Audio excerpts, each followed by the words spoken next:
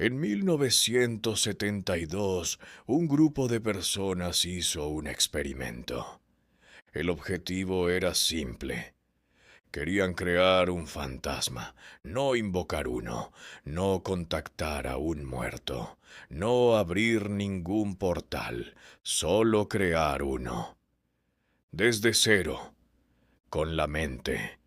Le pusieron un nombre, le dibujaron un rostro, le escribieron una historia, una vida entera, inventada que nunca había existido.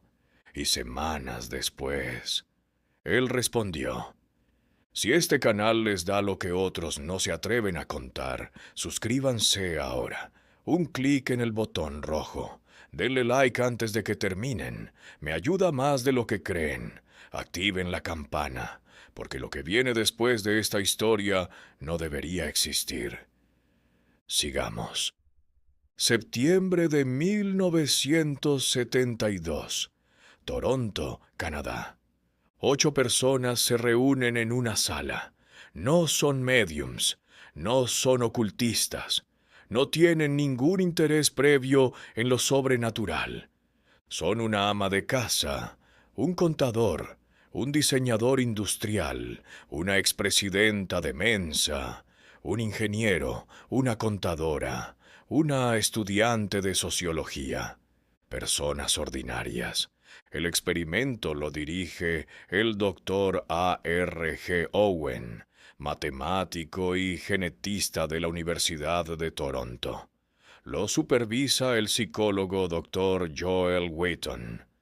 El objetivo oficial del experimento es este: demostrar que los fenómenos paranormales no vienen de afuera, que vienen de adentro, que la mente humana, cuando se concentra lo suficiente, puede producir fenómenos físicos reales.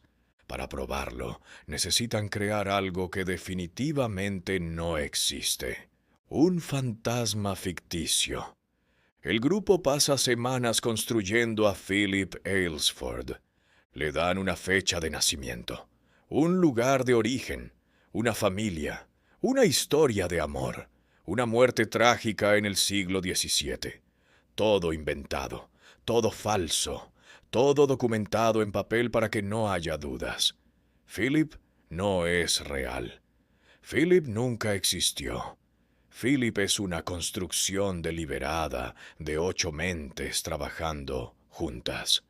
Le dibujan un retrato, un hombre de aspecto ordinario, cabello oscuro, mirada seria. Y entonces comienzan las sesiones. Las primeras semanas no ocurre nada. El grupo se sienta alrededor de una mesa. Hablan con Philip, le hacen preguntas, le piden que se manifieste. Silencio. Semana tras semana. Silencio. El doctor Owen cambia la estrategia.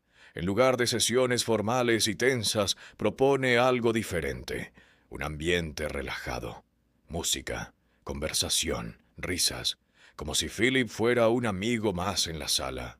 Y entonces, en una de esas sesiones distendidas, ocurre algo.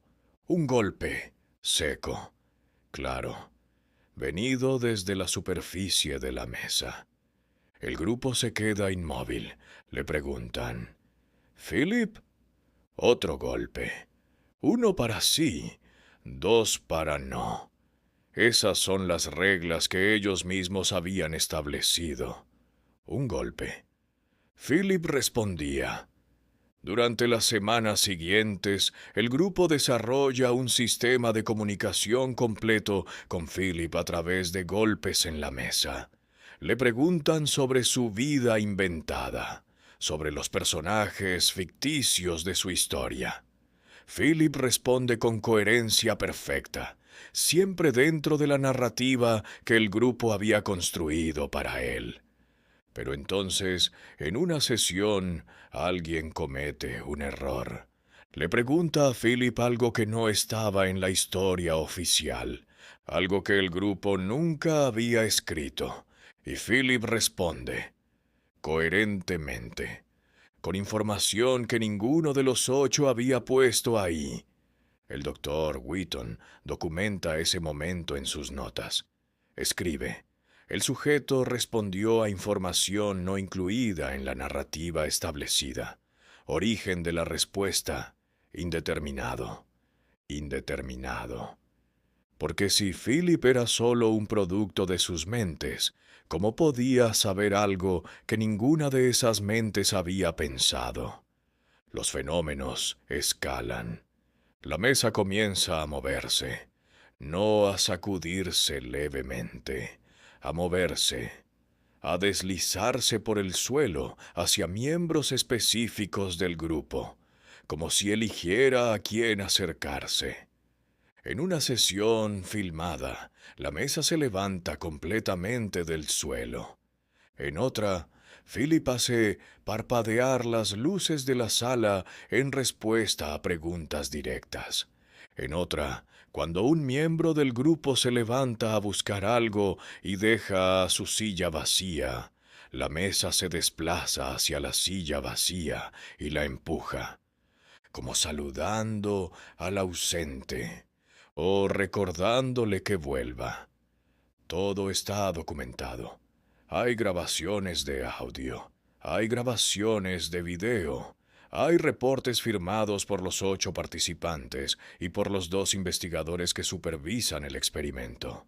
Philip existe, o algo que responde al nombre de Philip existe, y el grupo no sabe qué es más perturbador, que su experimento haya fallado o que haya funcionado demasiado bien, porque hay una diferencia enorme entre lo que esperaban y lo que obtuvieron.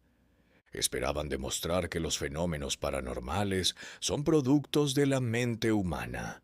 Lo que demostraron fue algo diferente, que cuando la mente humana crea algo con suficiente intensidad, con suficiente detalle, con suficiente convicción colectiva, ese algo cobra una existencia propia, independiente, que ya no necesita la mente que lo creó para seguir siendo. En el verano de 1974, el grupo decide tomar un descanso.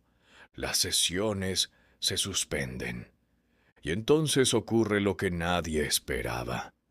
Algunos miembros del grupo empiezan a reportar fenómenos en sus propias casas: golpes en las paredes, objetos que se mueven, la sensación persistente de una presencia que no debería estar ahí.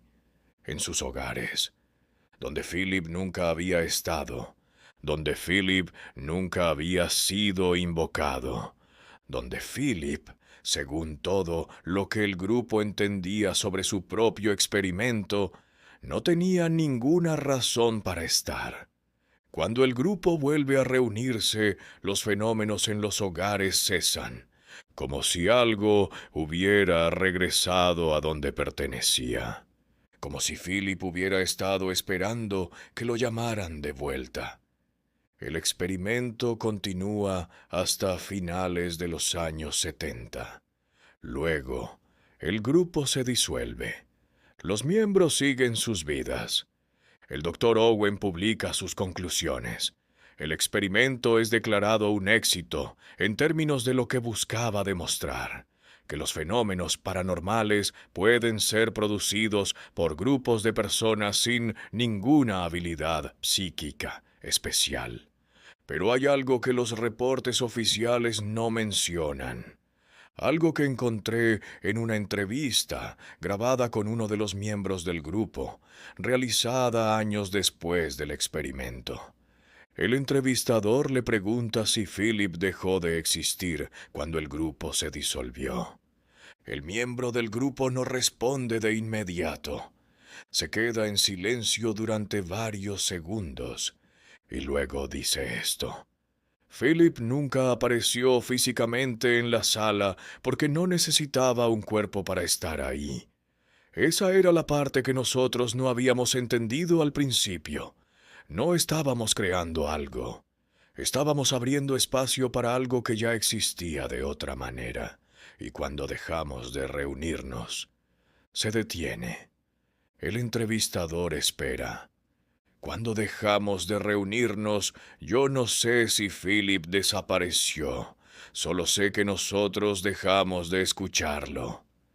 La entrevista termina ahí, porque 3 segundos después de esa última frase, desde algún lugar fuera del encuadre de la cámara, se escuchan 3 golpes, secos, claros, exactamente como los que Philip daba en la mesa.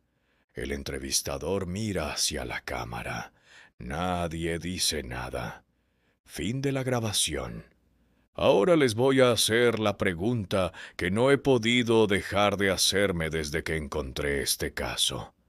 Si Philip fue creado por 8 personas pensando en él de manera intensa y colectiva durante meses, ¿qué pasa con las cosas en las que millones de personas piensan? Las leyendas, los monstruos, las entidades que aparecen en las historias de terror que se cuentan generación tras generación. ¿Qué pasa si cada historia que se cuenta con suficiente convicción, cada miedo que se comparte con suficiente intensidad, cada nombre que se pronuncia suficientes veces en la oscuridad, crea espacio para algo que ya no necesita que lo piensen para seguir existiendo? Philip nunca apareció físicamente, pero estaba ahí. ¿Qué otras cosas están ahí que aún no hemos aprendido a escuchar? Quiero pedirles 3 cosas antes de cerrar. 1. Denle like ahora mismo. 2. Déjenme un comentario. ¿Creen que Philip sigue existiendo? ¿Creen que algo creado colectivamente por la mente humana puede volverse real? Estos comentarios son el único lugar donde nadie los va a llamar locos. 3. Suscríbanse y activen la campana, porque la próxima historia que voy a contar involucra otro experimento. Uno más reciente, uno que todavía no ha terminado, y cuyos participantes ya no responden mensajes. Cuídense, y esta noche, antes de dormirse, no piensen demasiado en nada, porque según lo que aprendimos hoy, suficiente atención convierte el pensamiento en algo más. Y no todos los pensamientos deberían existir fuera de la mente que los tuvo.